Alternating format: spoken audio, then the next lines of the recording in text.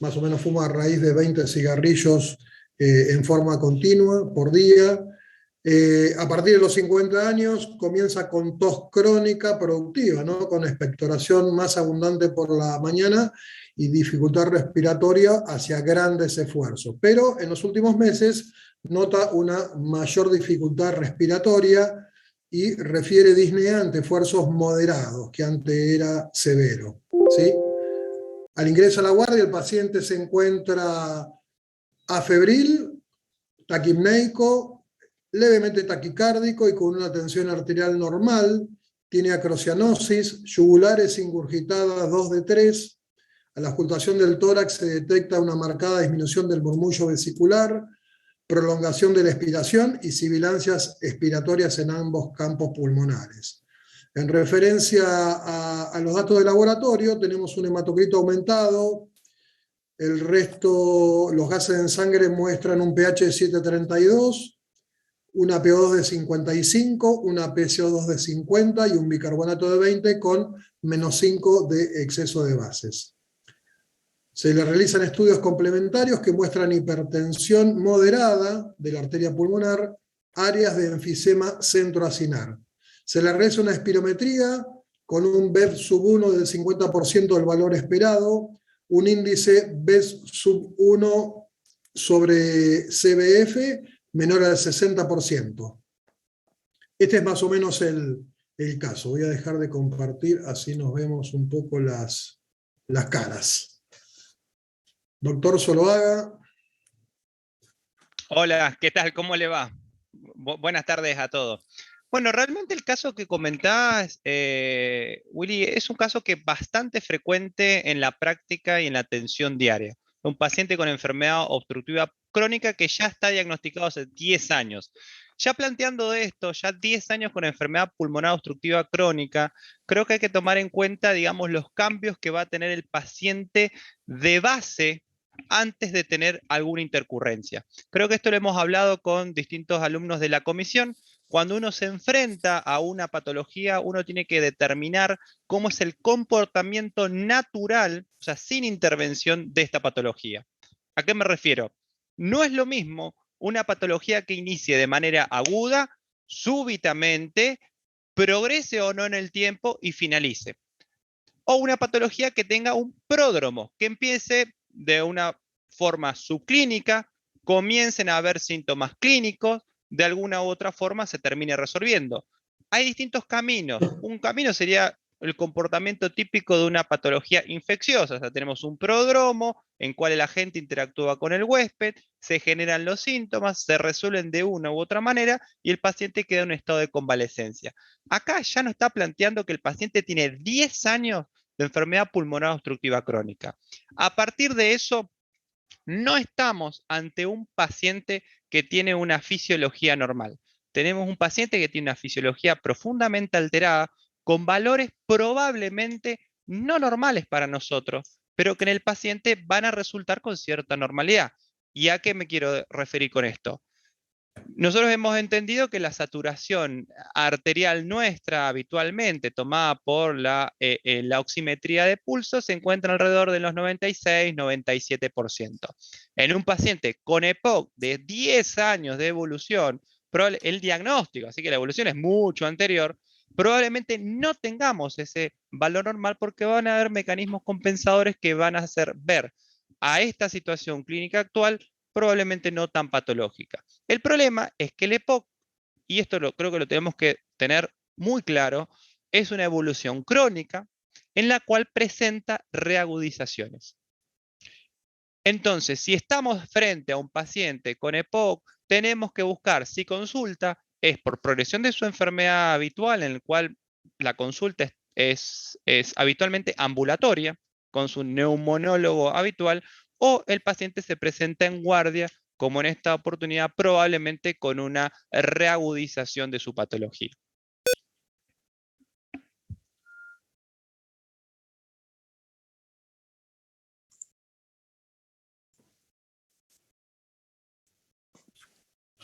Bueno, bien. Yo quería agregar, en general, digamos, uno como para comenzar el análisis de la fisiopatología, primero se tiene que preguntar cuál es la función de cada órgano.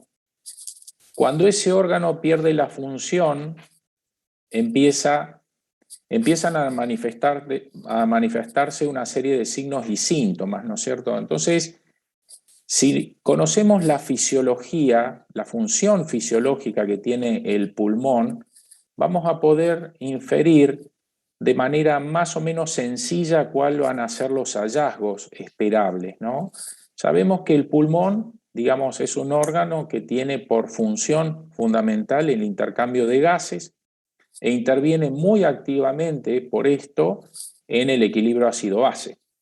Entonces va a ser esperable que cuando el pulmón disfuncione, van a encontrarse síntomas atribuibles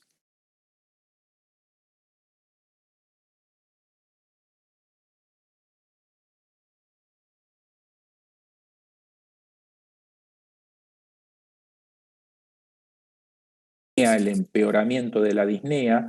En un paciente de estas características hace pensar en lo que uno puede definir como insuficiencia, porque tenemos un normograma o gases en sangre que hablan de que el paciente tiene, por un lado, acidosis, por otro lado, hipercapnia y por otro lado, hipoxemia.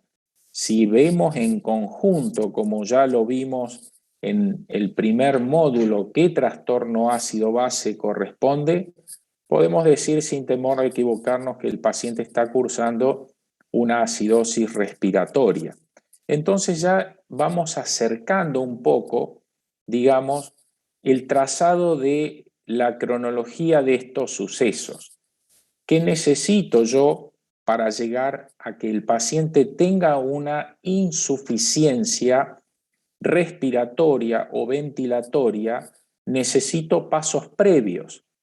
Como decía el doctor Zuluaga, este paciente ha evidenciado una progresión de la enfermedad porque no es fácilmente identificable un evento, ¿no? Un evento agudo, sino que fue, digamos, progresivamente deteriorando su capacidad funcional.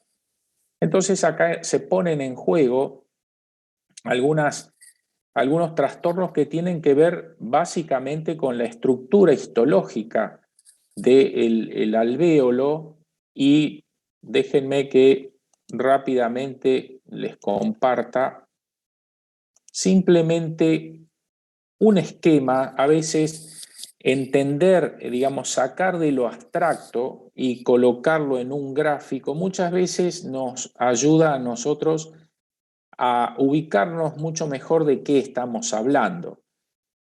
Nosotros, digamos, sabemos que tenemos una unidad funcional que está constituida por un alvéolo y la circulación, donde se produce esto que estamos hablando, el intercambio de gases. Pero también tenemos una bomba ventilatoria que depende del movimiento de la caja torácica.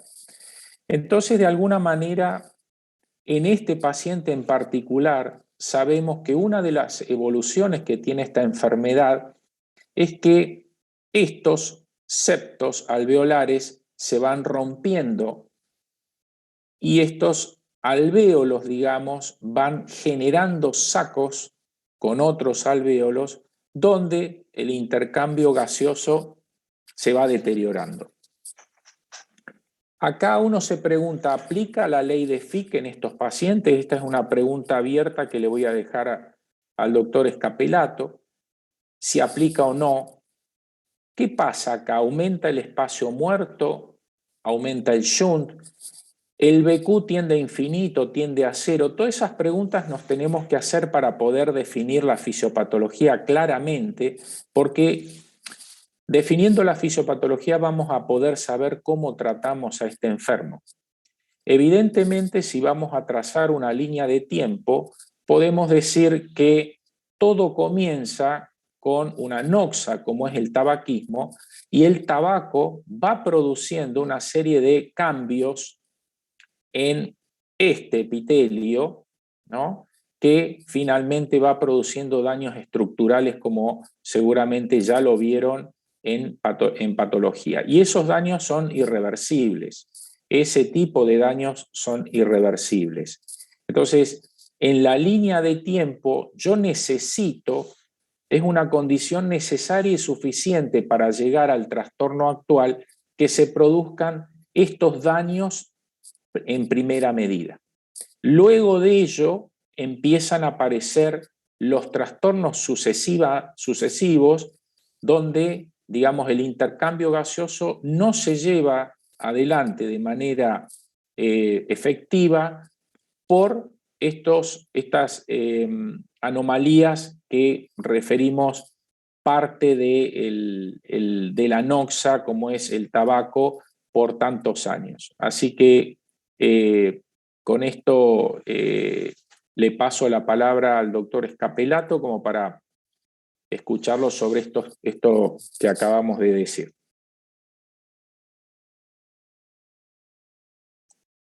Perdón, estaba muteado. Me parece que para entender un poco cómo funciona fisiopatológicamente el EPOC, uno debería pensar, digamos, cuáles son las características, lo que define funcionalmente a la condición, ¿no? Porque como bien había dicho Ezequiel y Pablo, digamos, existe una historia natural. En esta historia natural, digamos, de exacerbaciones y remisiones, que cada una de estas exacerbaciones provoca algún daño adicional al aparato respiratorio y que va empeorando clínicamente al paciente. Comienza con una noxa al principio, digamos que, como decía Pablo, digamos, en el tabaquismo, pero funcionalmente, desde el punto de vista fisiológico, lo que marca cardinalmente esta enfermedad son dos condiciones. Una primera condición, que es la obstrucción crónica al flujo aéreo o limitación crónica al flujo, y la segunda son las alteraciones en la elastancia pulmonar, con una disminución progresiva de la elastancia pulmonar, más marcada en un subtipo de patología como es el enfisema, pero que, digamos, entre las dos son un poco las piezas que mueven esta cadena o esta cascada de sucesos que provocan la sintomatología y las complicaciones a largo plazo. A estas dos cosas que estábamos hablando se agrega una tercera, que es la alteración vascular, la hipertensión pulmonar, que es una condición que es, digamos, es consecuencia de estas dos que estábamos hablando. Entender un poco esto es entender, digamos, entender la causa que genera todas estas sintomatologías y todas las cosas que estuvimos charlando en el paciente, digamos, que uno puede ver. Esto, a ver, la disnea, que es el síntoma cardinal asociado a la enfermedad, está fundamentalmente provocada por la obstrucción crónica al flujo aéreo con el aumento del trabajo respiratorio, que uno puede encuadrar en distintos grados de magnitud, digamos, ¿no? Esa disnea, que está provocada a su vez porque este esfuerzo ventilatorio puede estar condicionado de acuerdo al grado de obstrucción y a un fenómeno que se asocia mucho a este cuadro, que es el aumento del volumen residual pulmonar. Estas dos cosas condicionan muchísimo el esfuerzo ventilatorio y por lo tanto la condición de disnea. Este me parece que es un dato cardinal porque no todos los pacientes con EPOC tienen hipoxemia, y por lo tanto la hipoxemia no es una condición necesaria para que el paciente tenga disnea. Muchos de los pacientes que ustedes van a ver crónicamente digamos, en EPOC, especialmente en fases iniciales, es posible que no tengan hipoxemia. Sin embargo, es muy probable que tengan disnea, especialmente disnea de esfuerzo, o disnea asociados a las exacerbaciones, especialmente provocado por el aumento del trabajo respiratorio que provoca estos mecanismos que estábamos hablando.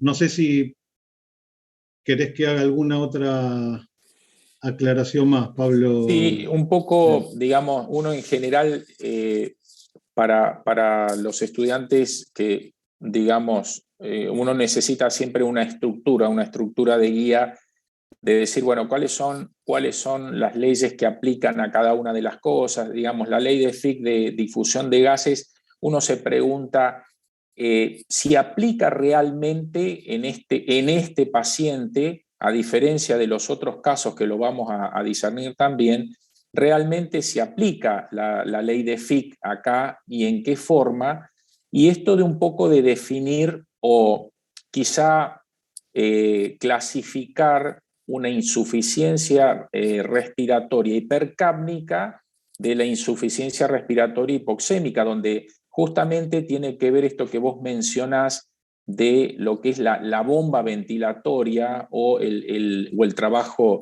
respiratorio que desarrollan los pacientes por el gran aumento en el volumen residual.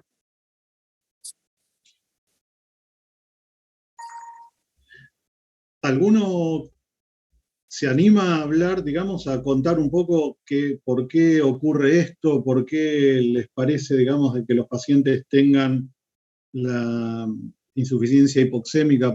¿Cuál es el mecanismo hipoxémico en estos pacientes y cuál es el mecanismo de la hipercapnia? ¿Algún valiente? ¿Y lo podemos charlar?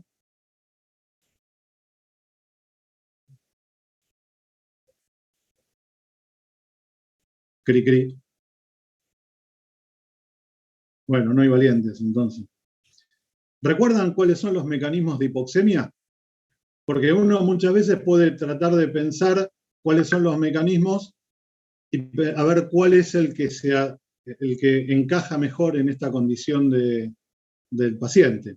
¿Alguno recuerda, digamos, cuáles son los mecanismos de hipoxemia?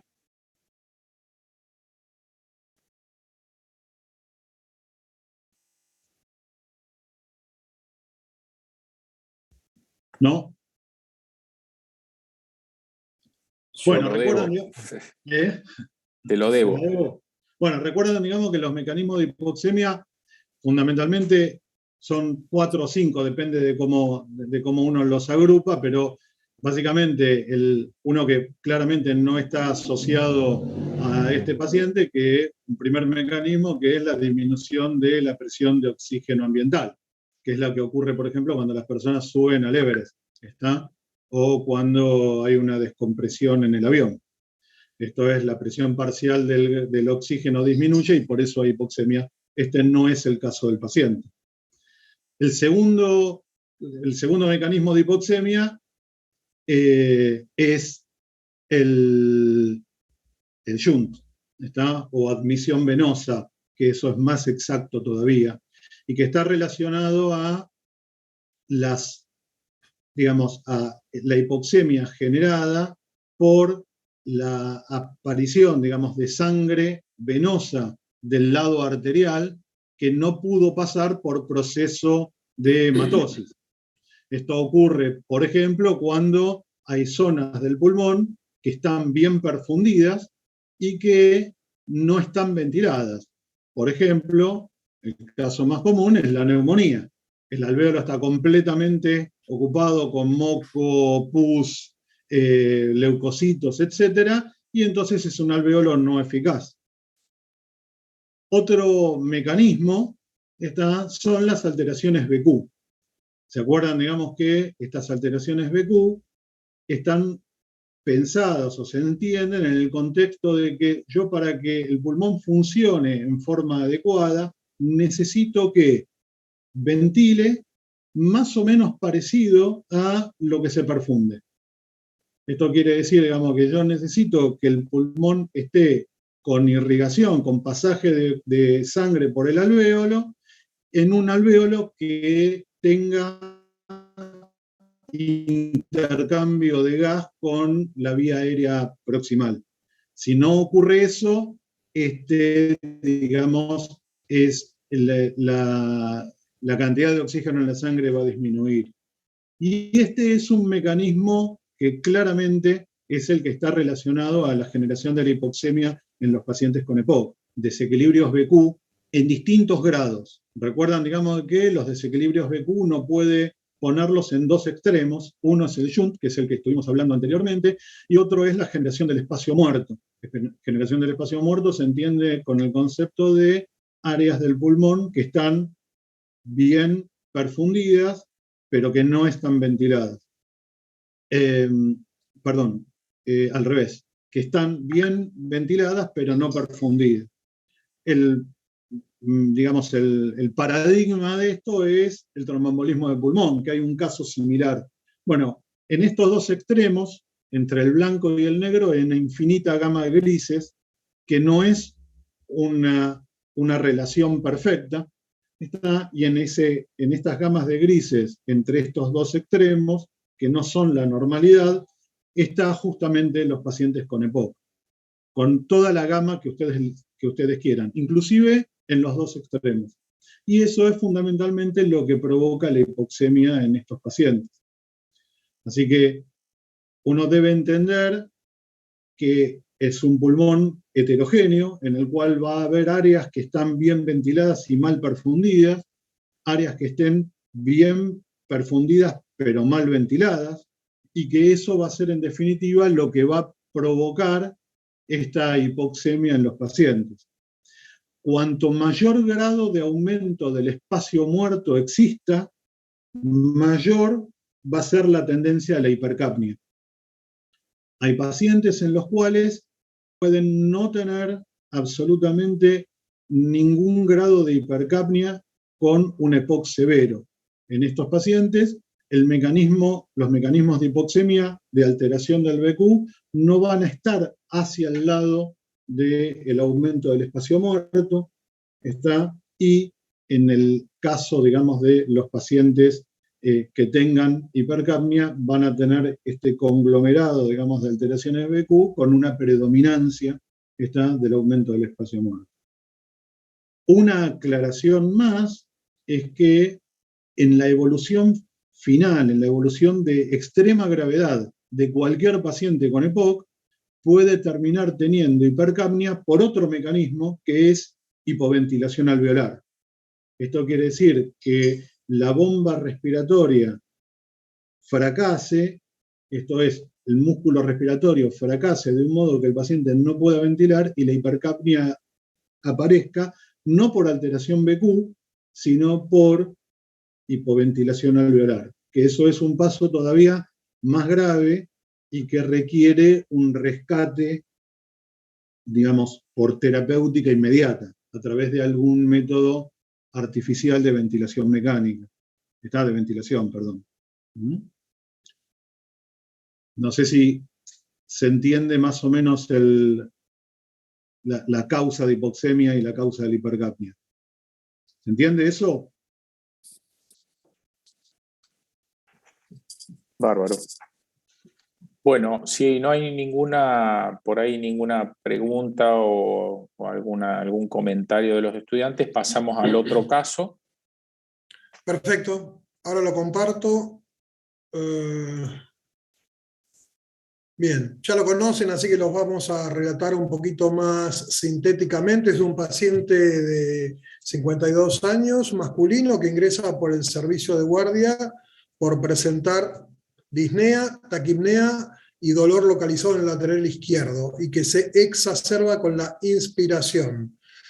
Comienza hace 2 horas, y como antecedente de jerarquía refiere que tuvo un accidente de tránsito con fractura de fémur, fue sometido a una cirugía traumatológica, por lo cual tuvo un reposo prolongado.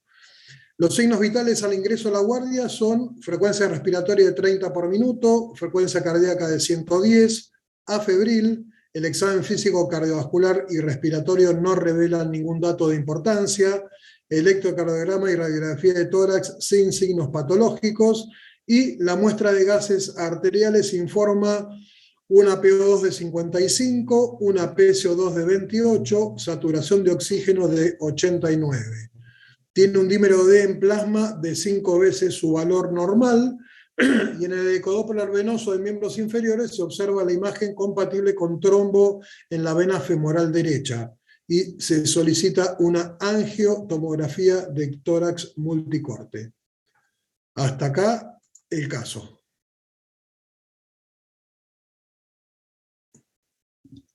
Para hacer un comentario inicial, realmente este es un caso para mí fantástico desde todo el punto donde se lo mire.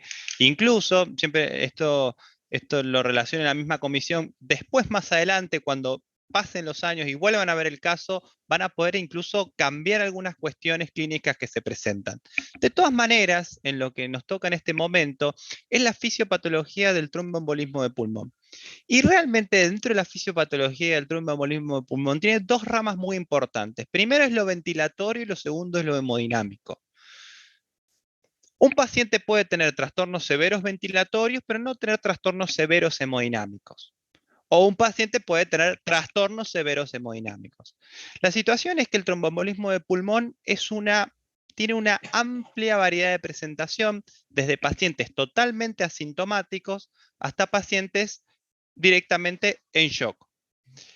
¿Y por qué tiene esta diferencia en presentación? Principalmente es dónde está ocluyendo los trombos que se provocan, los émbolos que viajan. ¿Qué arterias ocluyen? ¿Ocluyen arterias grandes o ocluyen arterias pequeñas? Porque, como bien el doctor Escapelato nombró las causas de hipoxemia, si nosotros tenemos oclusiones de arterias pequeñas, eventualmente vamos a tener aumento de los espacios muertos en un primer momento. Seguidamente, si las oclusiones son en arterias grandes, vamos a tener un gran problema con el receptor o el emisor de todas esas arterias, que es el ventrículo derecho. O sea, recuerden que el ventrículo derecho no es la derecha del ventrículo izquierdo. Son totalmente diferentes en sus características, más allá de que puede tener el origen embriológico y demás, que en gran parte sí es similar, digamos, y hay varias teorías que unen a todo el corazón como si fuese una cincha o una gran banda que se va contrayendo. Más allá de eso, se ha desarrollado un ventrículo izquierdo que tiene ciertas funciones, ciertas características, ciertas presiones, y un ventrículo derecho. El ventrículo derecho es muy lábil a los cambios de presión posterior a su salida. Quiere decir que pequeñas oclusiones pueden hacer cambiar, y grandes oclusiones pueden hacer que eleven las presiones venosas rápidamente, eleven las presiones de fin de diástole rápidamente, y el ventrículo derecho claudique. Si tenemos la claudicación del ventrículo derecho, el paciente va a entrar en shock, por lo que hemos hablado de las interdependencias ventriculares, la asociación que tiene esto con el pericardio. Y en este caso, en el peor de los casos, que justamente en este punto no hemos llegado, porque el paciente acá no está en un shock manifiesto, por lo menos hemodinámico. Pero llegado el caso, recuerden que tenemos los 4 tipos de shock que hemos hablado: del cardiogénico, el distributivo séptico, el obstructivo y eventualmente el hipovolémico. Y que cardiogénico no es lo mismo que obstructivo. Porque que falle el corazón, uno dice, bueno, es cardiogénico. No. El obstructivo lo vamos a utilizar para el tromboembolismo de pulmón, lo vamos a utilizar para el neumotórax hipertensivo, lo vamos a utilizar para el taponamiento cardíaco. Estas diferencias en shock no están implícitas en este caso, porque como recuerdo, en este caso no estamos llegando a ese punto. Pero la presentación de la patología pudiese llegar. Entonces, por eso me parece a mí que, como para punto de partida, siempre que uno no enfrente a un tromboembolismo de pulmón, entender que tiene esta amplia variedad de presentación y que los cambios deberíamos poder explicarlos tanto en pacientes asintomáticos como en pacientes en shock obstructivo con falla, digamos, cardíaca o falla multiorgánica.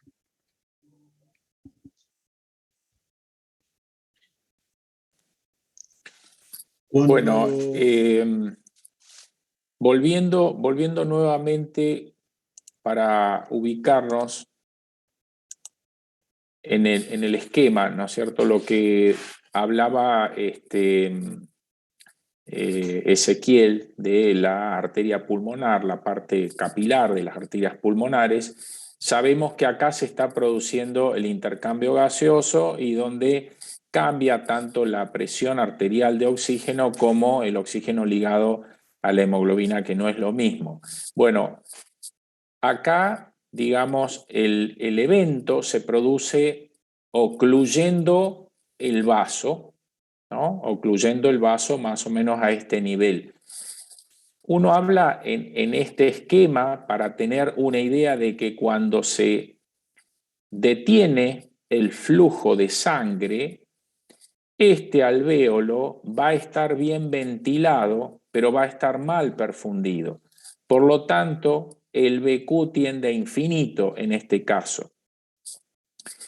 Estos fenómenos uno los tiene que analizar en un momento cronológico muy breve, porque luego de esto, al no producirse, digamos, esta circulación, este alvéolo también empieza a colapsar, ¿no? Entonces ya pasa a ser una unidad que no hay BQ. Y acá fíjense que en este caso tampoco aplica de manera contundente o sí la ley de Fick. Fíjense y revísenla a ver en esta patología que estamos hablando cómo aplicaría la ley de Fick. ¿A qué es inversamente proporcional? Entonces, uno se tiene que preguntar en la línea de tiempo cuándo comienza esta situación. Es decir, para que un trombo se ubique a este nivel, primero se tiene que haber formado ese trombo. Entonces la pregunta es, ¿por qué se forma un trombo dentro de los vasos, ¿no? Esa es la primera pregunta, ¿no? Si este paciente tiene algo que predispone a la formación de ese trombo. Si lo tiene, ¿cómo es la formación de un trombo dentro de un vaso sanguíneo? ¿Es lo mismo que se forme cuando uno se lastima, por ejemplo, que se hace, digamos, un corte y se forma un coagulito? ¿O tiene algunas características diferentes? ¿Qué actúa dentro de la cascada de la coagulación?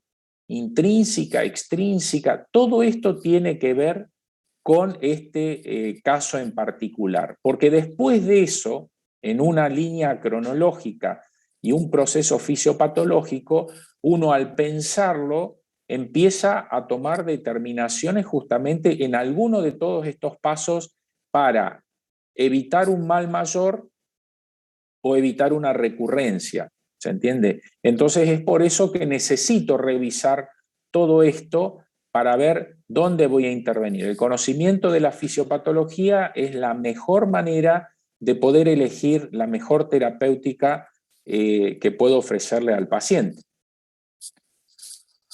Pepe. Sí, a mí el caso que lo hablábamos con los alumnos que estaban en la comisión que estaba conmigo, yo les contaba que me parecía espectacular porque, digamos, uno a veces tiene que intentar pensar cuál es la trascendencia de lo que está estudiando. Digo, tromboembolismo de pulmón es entre la segunda a la tercera causa de muerte en los pacientes internados.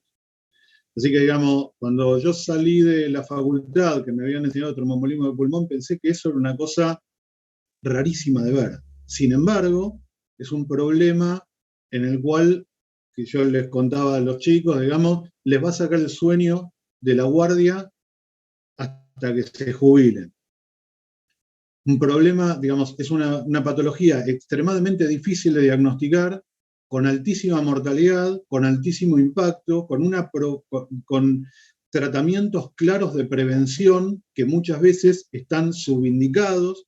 Así que entender esto me parece que es importantísimo y que les va a ayudar de acá a toda su práctica, aún cuando no hagan una patología clínica.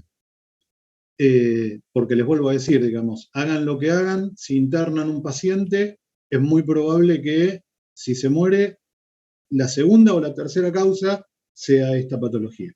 Así que así de importante es el tromboembolismo del pulmón. En el esquema que mostró Pablo, en el esquema del alvéolo, está bueno para conceptualizar un poco la idea del por qué la hipercapnia, ¿no? No sé si se fijaron en el esquemita, digamos, la CO2 se elimina porque uno necesita que llegue sangre al alvéolo. Así que si no llega sangre al alvéolo, no podés eliminar CO2. Y esto es una causa, perdón, es un fenómeno frecuente de ver a mayor magnitud ¿cómo que se llama? Del tromboembolismo de pulmón. Esto quiere decir, a mayor aumento del espacio muerto, mayor es la imposibilidad de eliminar CO2 y por lo tanto más común es que los pacientes tengan hipercapnia. Afortunadamente, la mayoría de los pacientes no tienen tromboembolismos masivos. La mayoría son de arterias pequeñas. Así que por lo tanto la hipercapnia no es una cosa que uno vea muy frecuentemente, sin embargo uno debe estar muy alertado. Si yo tengo un paciente que empieza con insuficiencia respiratoria y estando internado y tiene hipercapnia, bueno, uno de los diagnósticos que tengo que pensar claramente es tromboembolismo de pulmón por este mecanismo. ¿Está?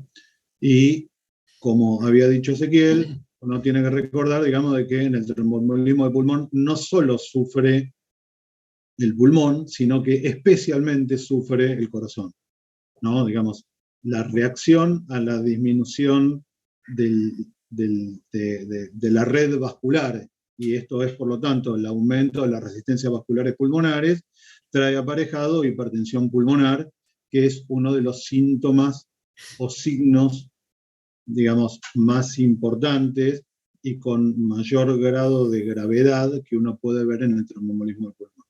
A mayor afectación del lecho vascular, mayor es la hipertensión pulmonar, mayores son las posibilidades de que claudique el ventrículo derecho y mayor es la probabilidad de muerte por eso. Profe, una consulta. En relación a los trombos que se forman, ¿hay alguna prevalencia por algún pulmón, por ejemplo, por el izquierdo o el derecho? ¿Tiende a elegir a alguno de los dos pulmones? No, viste que los trombos van donde va el volumen. Esto es probabilístico, digamos, a donde hay más flujo va a ir mayormente los trombos. Digamos, la distribución del volumen minuto en los dos pulmones es bastante similar, así que no es un gran, digamos, no es más frecuente de un lado que de otro. Sí es más frecuente están lóbulos inferiores. Esto especialmente cuando son trombos chicos. Pero no, digamos, no es que haya una predominancia de uno sobre otro. Gracias, profe. Cuando uno diagnostica, en realidad, uno no va a buscar un trombo en el pulmón derecho. El estudio más común que se emplea para diagnóstico, que lo vieron ahí en el caso, que es una angiotomografía, la angiotomografía barre los dos pulmones a la vez. Así que, por lo tanto, permite diagnosticar independientemente del lugar donde esté. A diferencia de otro estudio que vieron por ahí, que es el Doppler venoso, que es una ecografía de la vena de la pierna, que digamos, uno lo hace en alguna de las dos piernas o en las dos, pero, digamos, si uno no lo hace en alguna, deja una parte sin ver.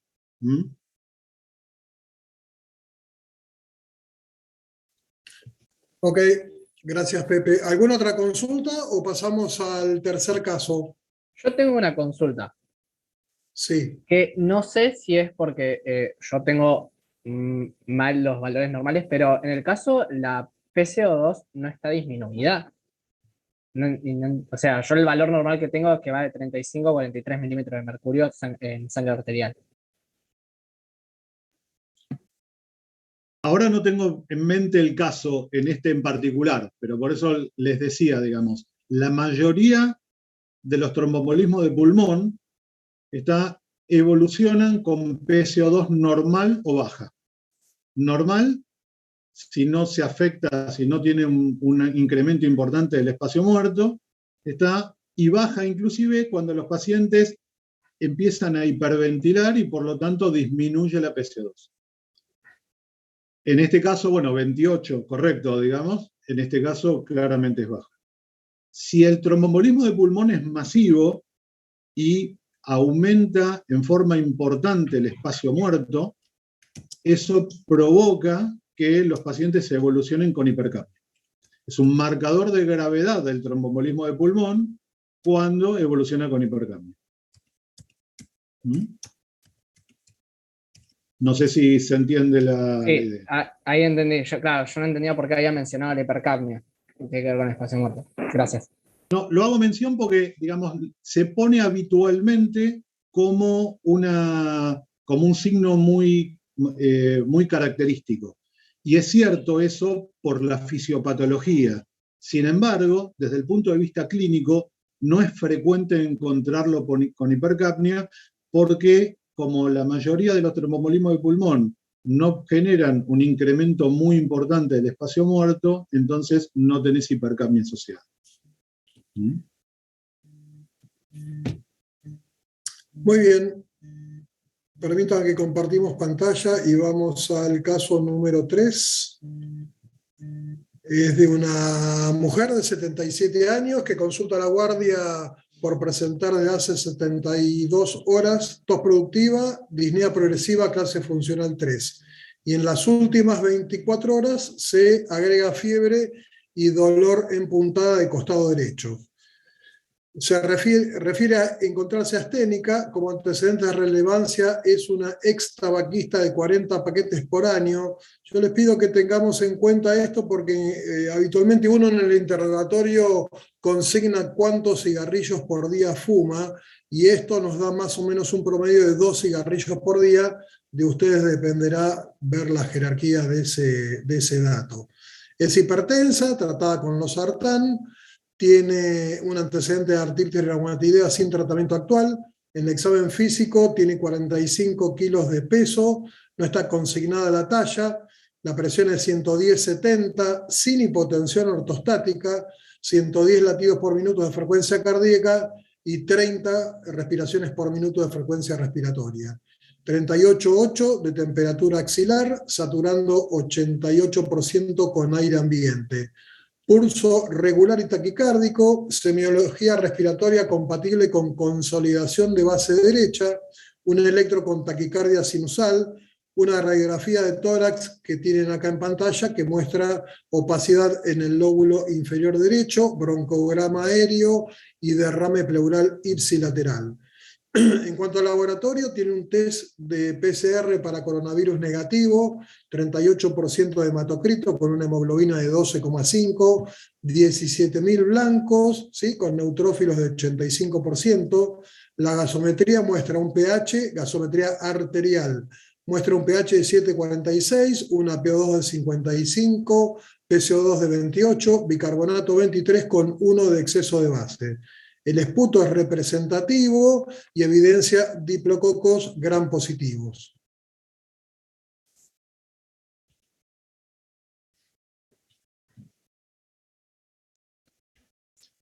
Bueno, con respecto a este caso, yo creo que este caso es súper frecuente porque estamos hablando de una neumonía, de un cuadro infeccioso, pero creo que acá, más allá que ahora se discutan, digamos, las cuestiones ventilatorias propias, yo creo que siempre hay que tener en cuenta cómo presenta a la paciente desde el punto de vista, y vuelvo a recalcar, desde lo hemodinámico.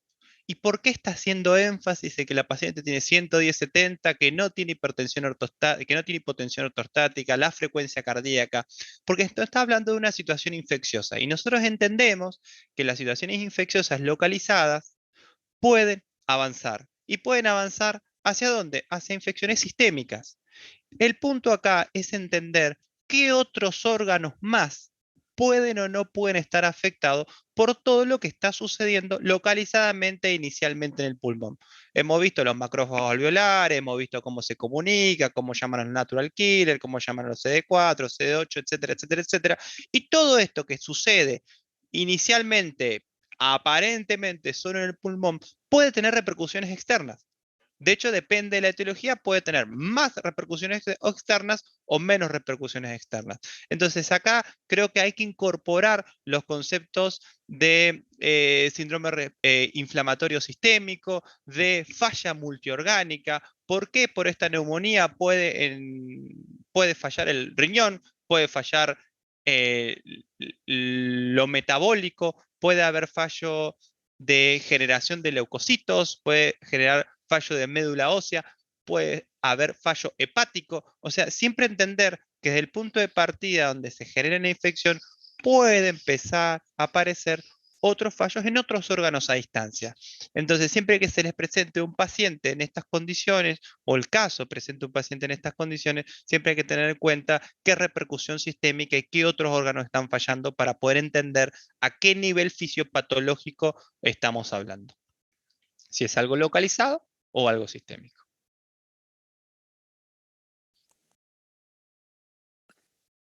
Bueno, volviendo nuevamente al esquema para ubicarnos, acá ya este caso cambia en el sentido de que ahora es la cavidad alveolar la que va a estar comprometida, es decir, esta célula que ven acá, el macrófago alveolar, tiene un rol muy importante y a punto de partida del mismo se va a generar toda una reacción inflamatoria. Si ustedes van al módulo 1, en el capítulo de inflamación, eso mismo se va a desencadenar dentro del alvéolo. Lo que cambia a veces son las células involucradas, ¿no es cierto? Pero en general los procesos inflamatorios los van a encontrar en muchas patologías, sean infecciosas o no. Entonces acá tenemos un caso donde sabemos que el grosor de esta membrana alveolo-capilar es inversamente proporcional a la difusión de gases. Entonces ya tenemos otro mecanismo de hipoxemia donde este alvéolo va a estar ocupado por, digamos, componentes inflamatorios, ya sea líquido, plasma, células de distinto tipo. Por lo tanto, este alvéolo uno puede decir que va a estar pobremente ventilado y va a estar adecuadamente perfundido. Por lo tanto, la sangre de este tipo es como un poco dijo el doctor Escapelato. Acá hay lo que se llama actualmente admisión venosa o lo que conocemos como shunteo. Shunteo porque la sangre pasa prácticamente sin modificar sus componentes en gases. Entonces, acá empezamos como siempre. Esta paciente, digamos, hasta llegar a tener la semiología que demuestra, es decir, la semiología de condensación con una radiografía de tórax que constata esa condensación, tuvo que haber atravesado todo un periodo que se llama el periodo preclínico, como bien sabemos, donde todos estos fenómenos fisiopatológicos ya se desencadenaron. Donde comienza evidentemente, ya ahora aprendimos que estos pacientes en general están ya colonizados con los gérmenes y en algún momento hay una situación propicia para que ese microorganismo se vuelva patógeno. Entonces, ese es el primer escalón. Después los microorganismos comienzan a interactuar con las células que reconocen y a punto de partida de se desencadena toda esta cascada inflamatoria que va a tener una repercusión en la unidad funcional, que en este caso es el alvéolo y el capilar. Después, una de las preguntas que surgieron es el dolor que presenta la paciente. Entonces, muchas veces la pregunta mágica es ¿por qué? ¿Por qué presenta dolor la paciente? Y en estas circunstancias yo siempre digo, bueno, vamos a hacer un viaje hacia la anatomía. ¿Cómo es la anatomía del pulmón? El pulmón está, ustedes saben, revestido por dos hojas, la pleura parietal y visceral. Entonces tenemos que empezar a repasar o recordar, ¿no?, cómo está inervado el pulmón. Es decir, ¿el pulmón tiene receptores nociceptivos, sí o no? ¿La pleura visceral tiene receptores nociceptivos, sí o no? Lo mismo la pleura parietal. Entonces, ¿qué necesito yo que exista o dónde necesito yo que exista un proceso inflamatorio contiguo para que la paciente refiera que tiene dolor? Esta es una manera de ir armando todo esto que hablamos, que es la línea de tiempo, para que uno en algún momento o en varios de estas etapas sepa cómo actuar, es decir, sepa cómo atenuar ese dolor, sepa cómo disminuir el proceso inflamatorio o atenuar el proceso inflamatorio, sepa cómo suplir la falta de oxígeno que tiene la paciente, es decir, muchas estrategias terapéuticas basadas en el conocimiento de esta línea de tiempo que se va, que lo único que hace es concatenar un proceso con otro, y la manera que nosotros tenemos de atenuar esta evolución, porque ustedes saben que en la recuperación de un paciente puede ser recuperación ad integrum, es decir, se cura, recuperación con secuelas o muerte. Entonces, esta paciente que se presenta acá tranquilamente puede ser una paciente que, si nosotros no intervenimos en alguno de estos subprocesos, la paciente termina muriendo.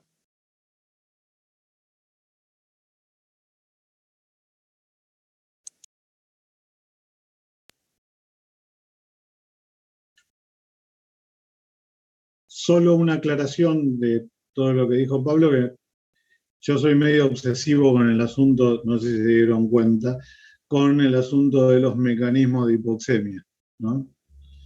Y la pregunta es, bueno, ¿qué mecanismo de hipoxemia les parecería, digamos, que está involucrado en este caso? Lo dijo Pablo, de hecho.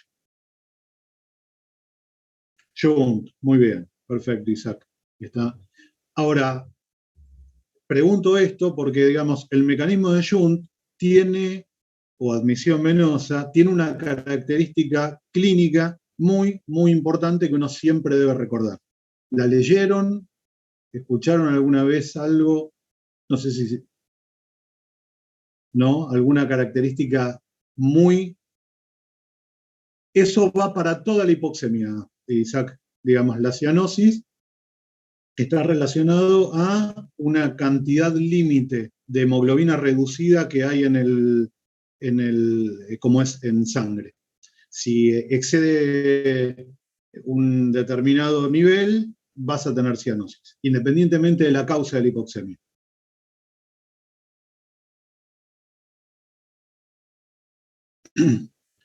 Tiene una característica muy importante, y es que se dice que es resistente al oxígeno. Esto quiere decir, digamos, que cuando el shunt es muy importante, a pesar de que yo al paciente le dé oxígeno, igual no lo voy a mejorar. Si uno piensa en por qué ocurre esto fisiopatológicamente, es bastante claro, porque, digamos, si por más que yo le dé oxígeno a un alvéolo donde no tiene intercambio de gases con la vía aérea proximal, entonces quiere decir que por más que yo le dé oxígeno, el alvéolo no va a funcionar. Lo que yuntea por ahí va a seguir yunteando exactamente igual, le dé oxígeno o no. ¿Se entiende eso? La resultante de la cantidad de oxígeno arterial que voy a tener es la suma de la sangre que pasó por un alvéolo funcionante y por la que pasó por el alvéolo que no funciona. Por más que yo le dé oxígeno, le estoy dando oxígeno al alvéolo que funciona. Y ese no va a hacer que la cantidad de oxígeno en la sangre sea más alta. Entonces, la oxemia va, digamos, a depender específicamente de la cantidad de shunt que tenga. y eso no lo voy a modificar con que le ponga una máscara o con que le ponga una cánula. ¿Se entiende esto que les digo? Es muy importante y es una de las causas por las cuales los pacientes con neumonías muy graves no les alcanza con que yo les dé solamente oxígeno a través de una canulita. Y es la causa por la cual ustedes van a leerlo en todos lados que el Jun es refractario al oxígeno. ¿Está? Les digo porque lo van a leer de acá a que hagan clínica o hagan cualquier otra patología clínica. Perdón, cualquier otra especialidad clínica. La causa es esta. No depende, porque le voy a estar dando oxígeno a un alveolo que no va a ser funcional.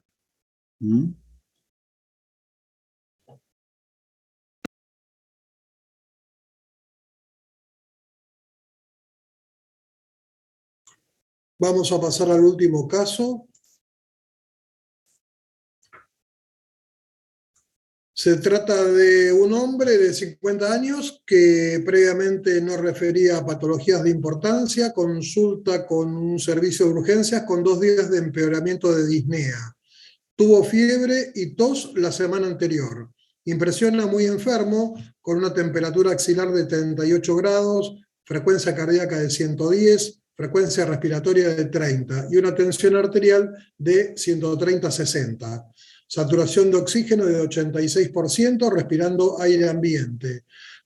A la ocultación torácica se perciben rales en campo medio axilar izquierdo.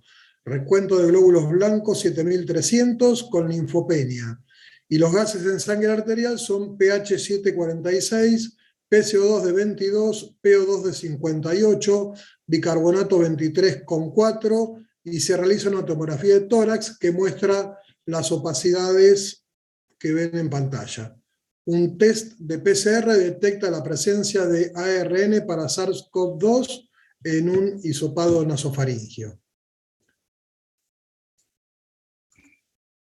Yo creo que sin quitar mucho tiempo a este tema, creo que lo van a poder desarrollar el doctor Pablo Olagochea, Pérez Capelato, que se han dedicado a esta patología íntegramente. Realmente, qué importante es el conocimiento de la fisiopatología, de la anatomía normal, de la fisiología, y cómo realmente uno que es una patología nueva, fue viendo cómo cambiaban los mecanismos propuestos o cómo se iban afinando estos mecanismos propuestos, porque era tan arduo el entendimiento, querer entender esta situación para poder dar el tratamiento. O sea, el punto es cómo podemos entender esto, por qué sucede lo que sucede para poder detenerlo, para poder ver esta historia natural y poder frenarlo con el mecanismo preciso. Y realmente el COVID tiene situaciones muy particulares que un poco nos desdoblan esto que hemos aprendido de distrés respiratorio, de EPOC. Es realmente estas fases que tiene el COVID en su presentación pulmonar, de pulmones livianos, pulmones pesados, realmente es bastante llamativo y creo que da para una larga conversación.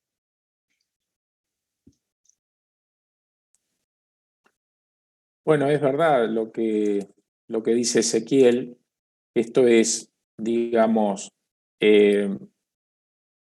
creo que en mi vida de médico, y me tocó también compartirlo con el doctor Escapelato, el conocimiento de una nueva enfermedad. En aquella época era el HIV-Sida, donde íbamos viendo lo que pasaba en el momento que ocurría, ¿no? No había un conocimiento previo, y no se conocía mucho, la manera de difundir el conocimiento no es el que hay ahora, y los pacientes se morían. A los 6 meses que tomábamos contactos con ellos, se morían indefectiblemente. A medida que se fue conociendo la fisiopatogenia, se fueron, digamos, cada vez mejorando los tratamientos, sobre todo la prevención falló durante muchos años hasta que se tomó conciencia, y la prevención siempre tiene una oscilación de acuerdo a cuánto se nombra, porque hoy en día si uno nombra tuberculosis pareciera que no hay más tuberculosis, si uno habla de Chagas parece que no hay más Chagas, si uno habla de HIV parece que no hay más HIV, y si uno habla de sífilis parece que no hay más sífilis. Sin embargo, las cifras están creciendo día a día de estas 4 patologías que les nombré. Entonces, esta vez nos tocó esta nueva patología, esta es realmente una nueva enfermedad en varios aspectos, donde la particularidad, una de las primeras barreras que hubo es que no se podían hacer muy fácilmente autopsias, no se permitían hacer autopsias, entonces el conocimiento que aportan las autopsias en las enfermedades nuevas es clave. Y acá muy pocos países tuvieron oportunidad de hacer autopsias y dentro de eso habían muy poquitos estudios con autopsias. Por lo tanto, no había un volumen de conocimiento importante y se hacía todo en función del conocimiento de otras enfermedades virales previas, como fue el MERS, unos años antes en Medio Oriente, que no llegó a ser una pandemia. En base a eso se empezaron a utilizar una serie de elementos terapéuticos, pero siempre basados en la patogenia conocida de una enfermedad parecida, de un virus que también pariente de Y acá, digamos, en la neumonía por SARS-CoV-2 hay una particularidad que no la comparte con ninguna de las que hablamos hasta ahora, de ninguno de los escenarios, y también nos parecía importante que lo conocieran, porque de lo que hablamos, en un momento hablamos de que se rompía, digamos, la estructura del alvéolo, estos alvéolos pasaban a ser unidades disfuncionales o afuncionales. Por otro lado, hablamos de cuando se ocluía el flujo en el capilar pulmonar y por otro lado hablamos de cuando se ocupaba el alvéolo por material inflamatorio. Bueno, acá el COVID nos presentó un patrón, digamos, bastante mixto, por así decirlo, donde se observaban trombos a la vez que había ocupación alveolar con destrucción de los neumonocitos. Por lo tanto, digamos, la fisiopatología o el cuadro, digamos, patológico de la enfermedad era combinado, ¿no? Es así que se ensayaron no solo antiinflamatorios potentes como son los corticoides, sino también se ensayaron antitrombóticos, anticoagulantes, con el objetivo de disolver estos trombos que se formaban en la red vascular del pulmón. Y esto cuando digo trombo y no digo émbolo. Cuando hablamos del caso anterior, hablamos de tromboembolia del pulmón. Acá hablamos de trombosis, ¿no? Porque se llega a la conclusión que son trombos porque son formados en el lugar, no son, digamos, coágulos que se desprenden. Y eso, como ustedes habrán leído, tiene que ver porque el SARS-CoV-2 producía una importante disfunción del endotelio con daño endotelial y eso, una vez más, me tengo que preguntar por qué donde hay disfunción endotelial hay interrupción o solución de continuidad en el endotelio, se forma un trombo. De esta manera voy a poder elegir la mejor terapéutica que haga que eso lo pueda detener o mitigar. Lo mismo ocurre con todo el proceso inflamatorio, ¿no es cierto?, que tiene que ver con la cantidad de receptores AC2 que tienen las células alveolares y que hace mucho más vulnerable al ataque del virus y al desencadenamiento de una respuesta inflamatoria. Así que este fue un poco el desafío en el cual nos puso este virus y con una condición que clínicamente muchas veces los pacientes estaban sin disnea, pero con una PO2 muy baja, o sea, que tenían hipoxemia y no presentaban disnea. Por eso habrán visto que uno de las publicaciones que le subimos, el título es la hipoxemia feliz. Simplemente no es que sea feliz de la hipoxemia, sino que una manera de llamar sarcásticamente el hecho de que el paciente estaba confortable.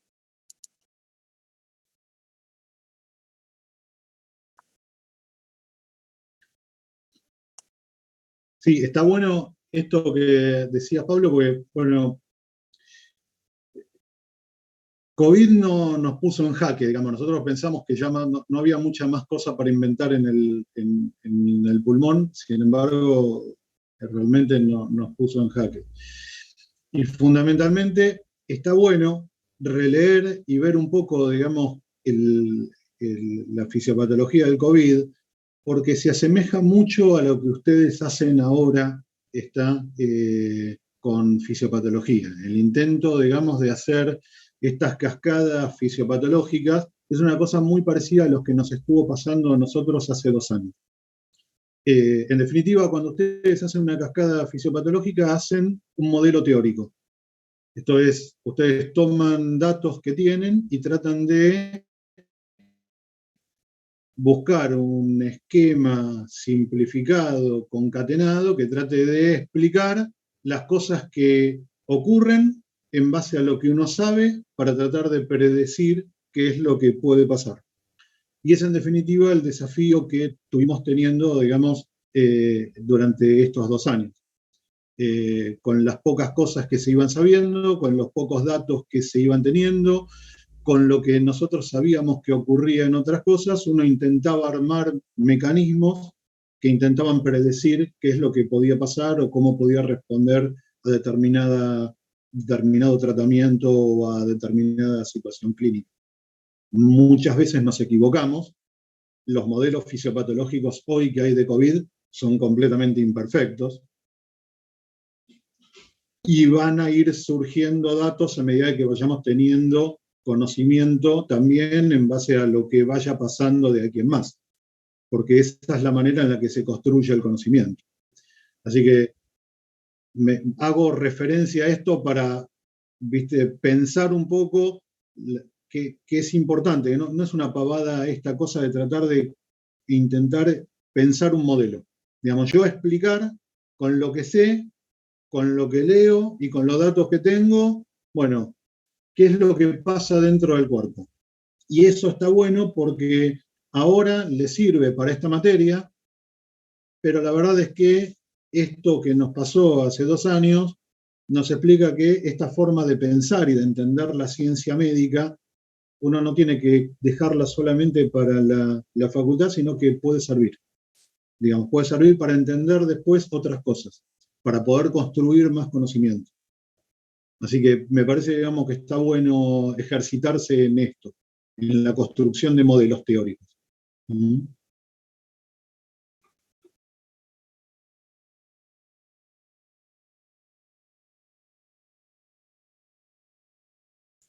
Si quieren hablar alguna cosa de COVID, si quieren charlamos un poco, pero fisiopatológicamente es la mezcla de todas las cosas que estuvimos viendo y con sal y pimienta, digamos, porque la verdad es que tiene trombosis, tiene aumento del espacio muerto, tiene alteraciones de la difusión, porque algunos pacientes inclusive quedan con alteración crónica de la membrana alveolo-capilar, así que tiene, digamos, todos los mecanismos de hipoxemia, y exceptuando el de la disminución del oxígeno, de la presión parcial de oxígeno, la de subir al Everest después, el resto tiene todas. Profe, yo tengo una duda.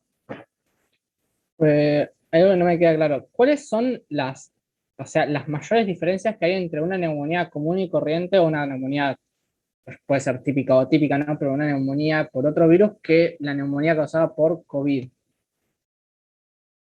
Bueno, un poco esto que te contaba, digamos, ¿no? La neumonía común es para entenderlo lo más sencillo, porque afecta solamente un pedacito del pulmón, aunque a veces puede haber bronconeumonía, no es lo más frecuente, pero, digamos, afecta un lóbulo del pulmón, y por lo tanto su principal mecanismo de hipoxemia es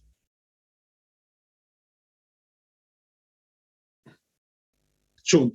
No me dejen afuera, no me dejen así, no me dejen colgado. Está el shunt.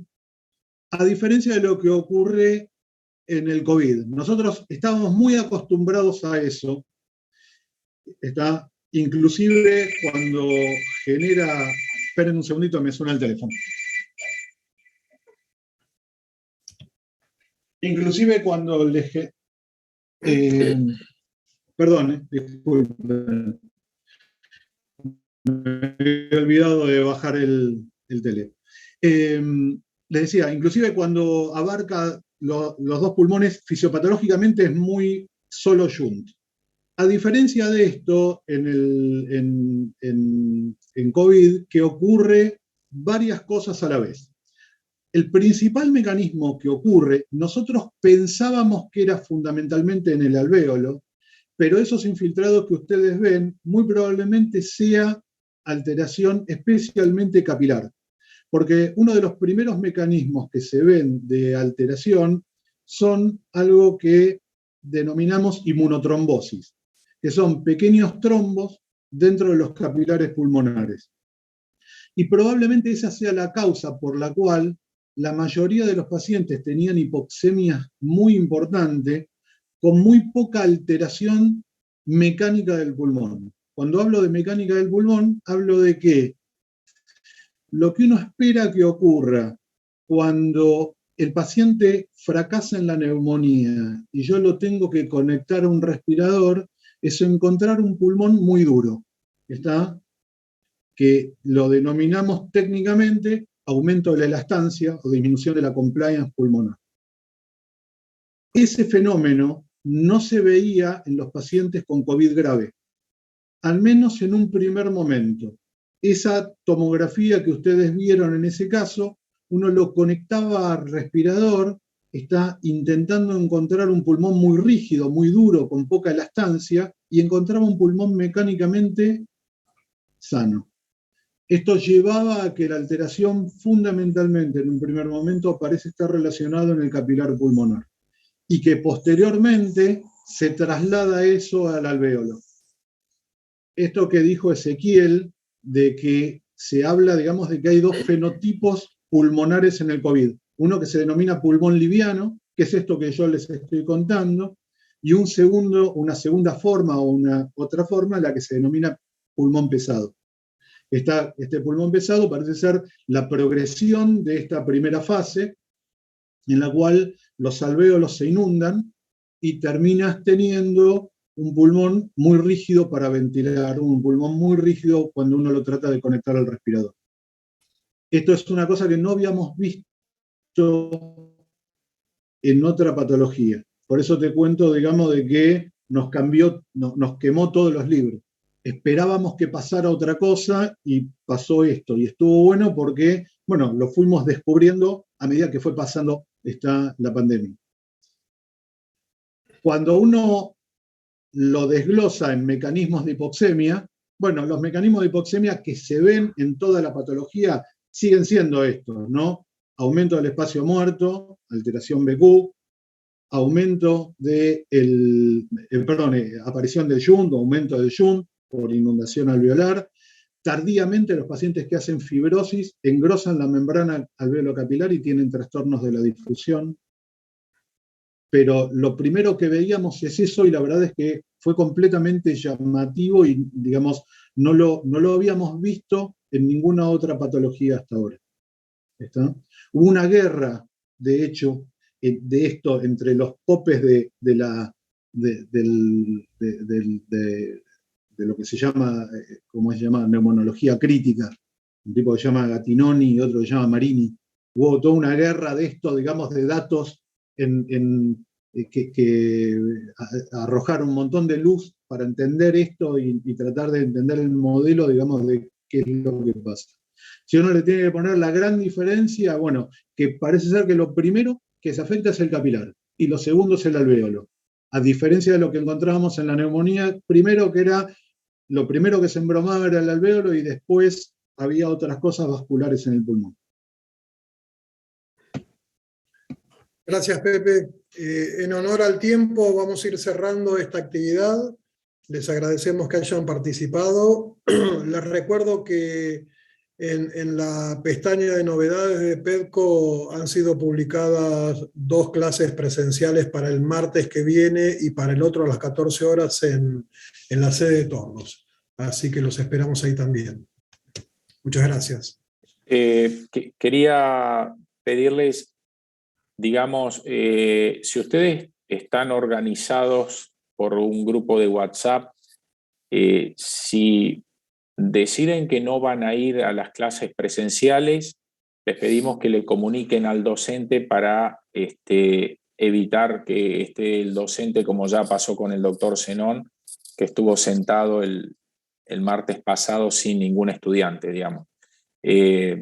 Para evitar eso, al menos si va un estudiante, digan yo voy o no va nadie, avisen como hacemos nosotros en novedades, traten de tener una línea de comunicación con su tutor para que no ocurra esto.